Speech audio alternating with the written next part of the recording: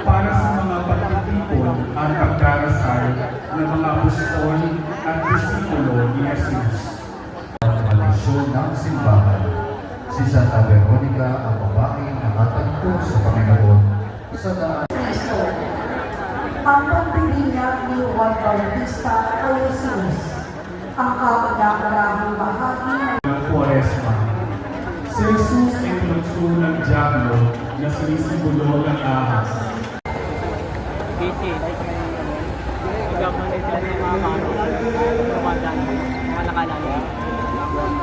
Siya ay pinuno ng mga Hudyo na naniniwala sa Panginoon.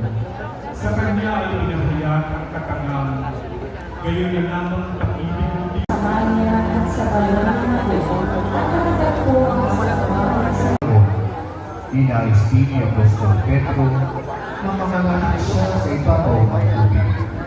Sinabi ng Panginoon, kay Marta, nang bumalik si Jesus sa Betania, agad siyang sinalubong ng mga alak at sinabi, Agad siyang pumunta sa libingan at pinatanggal niya ang bato.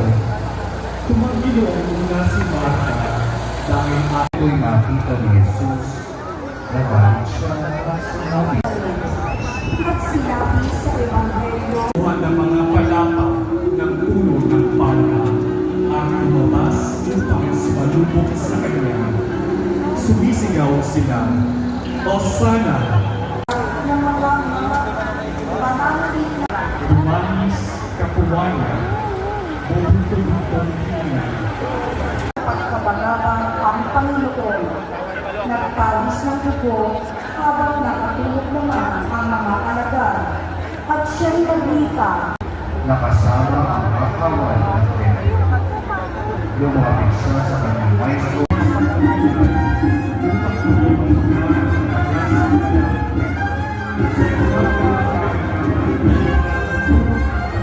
Ang Panginoong Jesucristo, matapos ang pagdating at sinulong sa kanya.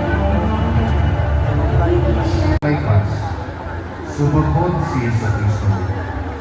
Tunay nga ang sinasabi mo. Mula ngayon, makikita ninyo dapat ng alon bilang katuparan ng nakulang ulam ni Jesus habang sila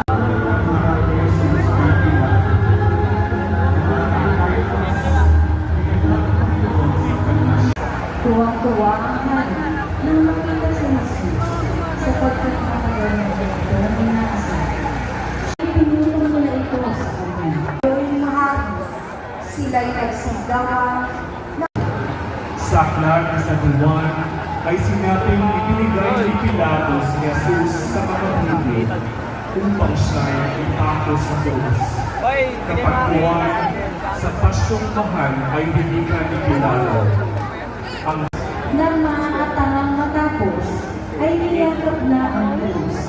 Ang nakakalungkot na tagpo ay ibinihagin din sa namimihating pasyon ng ating Panginoon. Nang magkagayon, habang niyakap ang krus, ay hinalian nito ng tatlong ulo.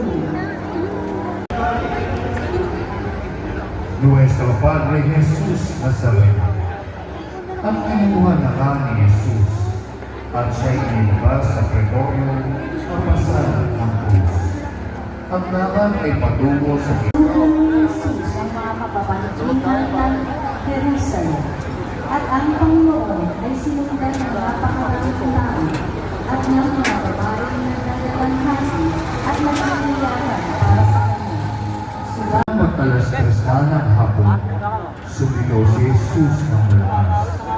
Diyos ko, bakit mo ako pinagay? tumakot ang sundalo kung darating si Elias upang siya'y iligtas sa kalbaryo ng Panginoon Jesucristo ay katupangan ng sakripisyong tutulog sa kasalanan. ay wika, ginawa siyang handog ng Panginoon para mabayaran ang kasalanan ng mga tao at sa pamamagitan niya ay matutupad ang kalooban ng Panginoon. Ang Panginoon, si Jesus na taga-Arimatea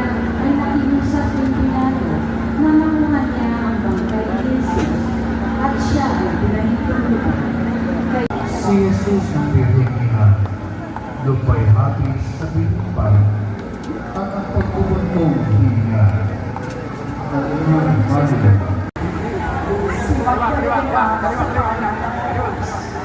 Nang maibabata ang Panginoon mula sa krus, ay nahulog kapag sa Santa Maria Magdalena. Ang sabi, mahigpit at pasilyo niya tinutulan ang pagbibig mo sa pagbaba ng katawan mula sa krus gamit ng iyong balagan. Tubig kabuhan. Sinabi niya ang walis ng kanyang sa limang. Santa Maria Magdalena. Sabi si Juan Apostol na isa siya sa mga saksi ng kalbanyo ng Panginoon sa krus. Ayon sa aklat sa Mateo at Santa Maria, siya ay na tinutong patuhin ng mga tao dahil sa kasalanan. Huwag mo sa kasama ni Susana at sa kawan ng Kusa na pinagay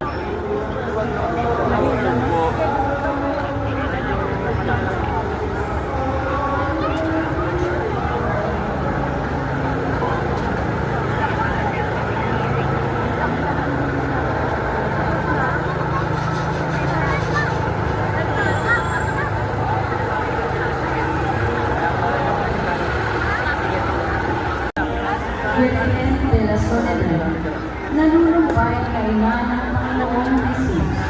Sa panahon nito, ay naganap ang apat na kapis ng mahal na Virgen.